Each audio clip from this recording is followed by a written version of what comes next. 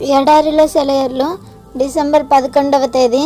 యెహోవా సేవకులారా, యెహోవా మందిరంలో రాత్రి నిలుచుండు వారులారా, భూమి ఆకాశములను సృజించిన యెహోవా సియోనులో నుండి నిన్ను ఆశీర్వదించునుగాక. కీర్తనల గ్రంథం 134వ అధ్యాయం 1, 2, 3 వచనాలు.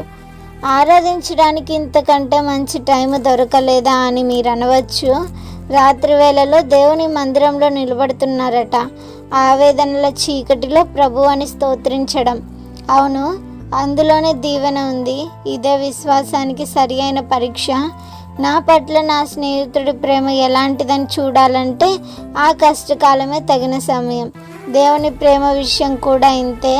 వాతావరణం నిర్మలంగా ఉన్న వేళ, చెట్లన్నీ చిగుర్చి పండ్లతో నిండి ఉన్న వేళ, గాలంతా ఆనంద గానాలతో నిండి ఉన్న వేళ దేవుణ్ణి పూజించడం తేలికే.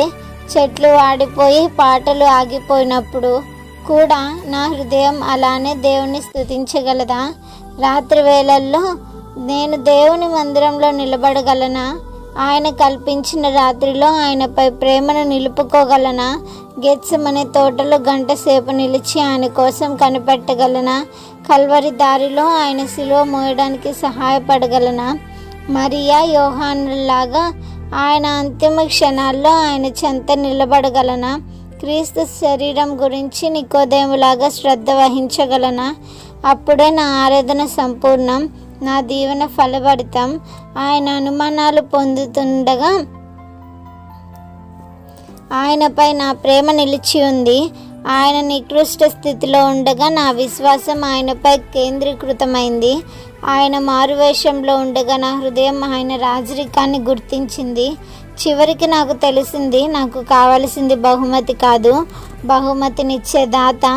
రాత్రిలో ఆయన మందిరంలో నిలుచున్నానంటే ఆయనను నేను స్వీకరించానన్నమాట. శాంతి సమాధానాలు కాదు, దేవుడే నా గమ్యం. దీవెనలు కాదు, వాటినిచ్చే దేవుడే. నడిపించే బాధ్యత ఆయనదే, నాది కాదు.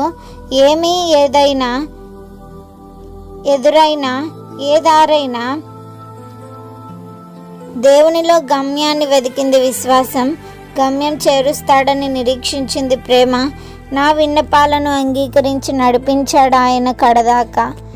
చీకటి దారైనా, భారమైన, దూరమైన, చెల్లించవలసిన ధర ఎంతైనా గమ్యాన్ని నేను ఎలా చేరగలను నేర్పాడు. ఆ దారి ఇరుకైనా, తిన్నని దారి. ఆయన అడిగిన దాన్ని కాదనలేను, ఆయన చెంతకి చేరక ఉండలేను. అనుదినం నా ప్రభువుకి ఘనత, ఆ ఘనతలోనే నా జీవన ఫలం.